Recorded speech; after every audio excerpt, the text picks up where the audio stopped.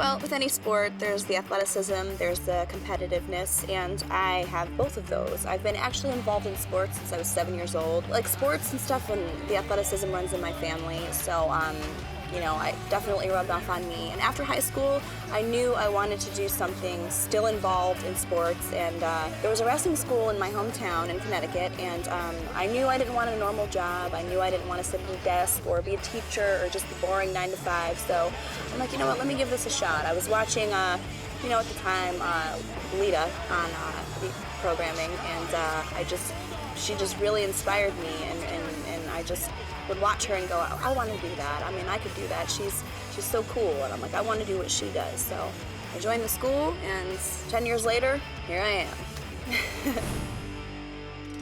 Back in the day, when I would first start watching wrestling, it was at home when I was little with my dad, and I mean, there wasn't really a lot of storylines back then, so, I would just watch it because it was something to do with my dad, and I would always ask him, who's the good guy, who's the bad guy, and that was basically it. I wasn't really an avid wrestling fan back then, but as I got older, especially into high school, is when I really started to watch it, and that's when I really knew it's what I wanted to do for a living. So right around the time of high school is when I was really getting serious about trying to make wrestling a possible career for myself.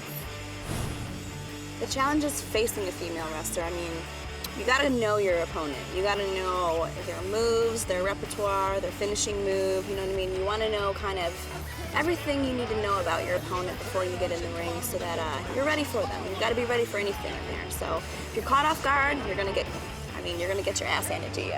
So you wanna kinda know and have an idea of what your opponent is all about before you step in the ring with her so that you can always be ready. Well, one of my signature moves, really the only one that matters, it's a double underhook facebuster, sit-out facebuster, and it's called In Your Face. And I made up the name because I'm just goofy like that. Well, TNA has changed my life because I had a dream to become a professional wrestler, a full-time professional wrestler on TV, and TNA's changed my life because they gave me that opportunity.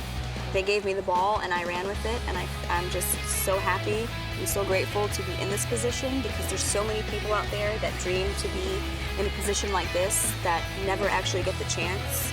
So I'm very, very grateful in the sense that I'm living my dream, and I'm one of the lucky ones that got a chance to live out their dream. So thank you, TNA.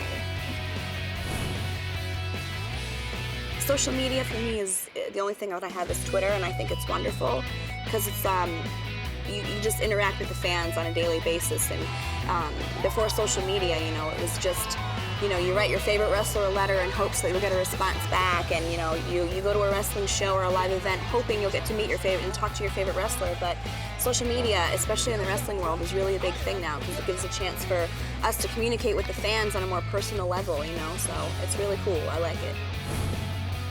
This is the #1 question that I have been asked so much lately by fans. I hope so, you guys. I cannot wait to come to Australia and meet all you guys and just see the way of life over there and just see the great things of Australia. So I'm really, really hoping when TNA does come over there on the Australian tour that I'm a part of it because I can't wait to meet you guys, finally.